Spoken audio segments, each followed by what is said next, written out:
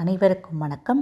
நம்மளோட ஸ்ரீபக்தி சேனலில் இன்றைக்கி பெங்களூர் பனசங்கரி அப்படிங்கிற இடத்துல அமைஞ்சிருக்கக்கூடிய தேவகிரி அப்படிங்கிற மலையில் இருக்கிற ஸ்ரீ வரப்பிரதா வெங்கடேஸ்வர சுவாமி திருக்கோவில் தான் பார்க்க போகிறோம். இந்த கோவிலுக்கு மகாத்வாரா என்று அழைக்கப்படுற 2 நுழைவு வாயில்கள் இருக்குது. ஒன்று வடக்கு பக்கத்தில் இருக்குது, ஒன்று தெற்கு பக்கத்தில் அமைஞ்சிருக்கு. இந்த கோயில் மேற்கு பார்த்தபடி அமைஞ்சிருக்கிறதும் ஒரு தனி சிறப்பாக இருக்குது.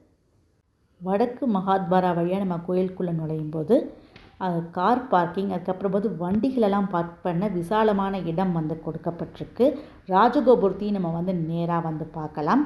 தெற்கு மகாத்வாரா வழியாக உள்ளே நுழையும் போது பக்கத்துலேயே நிறையா பார்க்கு, அதுக்கப்புறம் கோசாலையும் அமைஞ்சிருக்கு. இப்போ நம்ம ரொம்ப பிரம்மாண்டமான ராஜகோபுரத்தை தான் பார்க்குறோம். இந்த ராஜகோபுரத்தோட உயரம் 108 அடி. பெங்களூர்லேயே ரொம்ப ஒரு உயரமான ஒரு கோபுரமாக சொல்லப்படுகிறது. முன்னாடியே துவஜஸ்கம்பம் அமைச்சிருக்காங்க. அங்கே கருட பகவானும் அமைஞ்சிருக்கார்.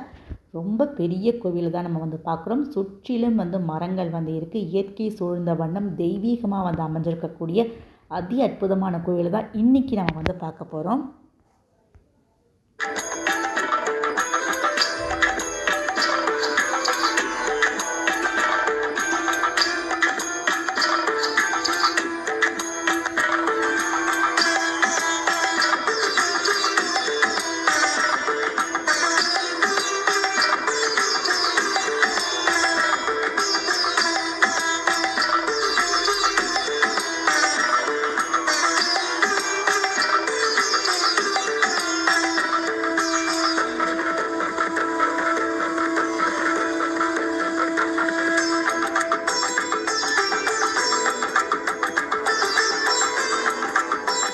கோயில் ஒரு சின்ன மலையின் மேலே அமைஞ்சிருக்கிறதுனால படிகள் இருக்குது. இந்த படிகள் ஏறுறதுக்கு ரொம்ப சிரமம் இருக்காது. நம்ம படிகளில் ஏறி உள்ளே வந்தோம் அப்படின்னா ரொம்ப அழகான பெரிய 2 மரக்கதவுகள் அமைச்சிருக்காங்க.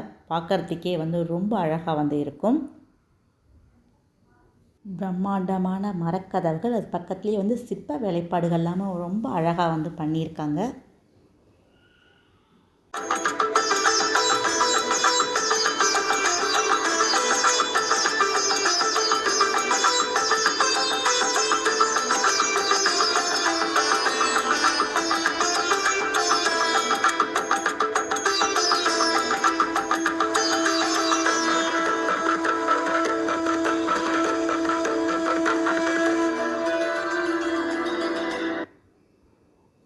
நம்ம ராஜகோபுர கதவுகளுக்குள்ளே நுழைஞ்சு படிகளில் ஏறி உள்ளே நுழையும் போது நம்ம பக்த ஆஞ்சநேயர் தான் முதல்ல தரிசிப்போம்.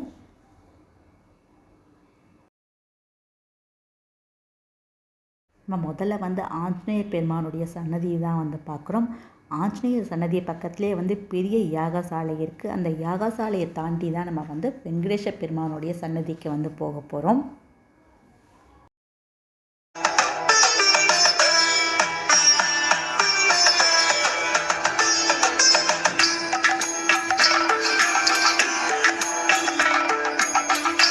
இங்கே அமைஞ்சிருக்கிறது பெரிய யாகசாலை.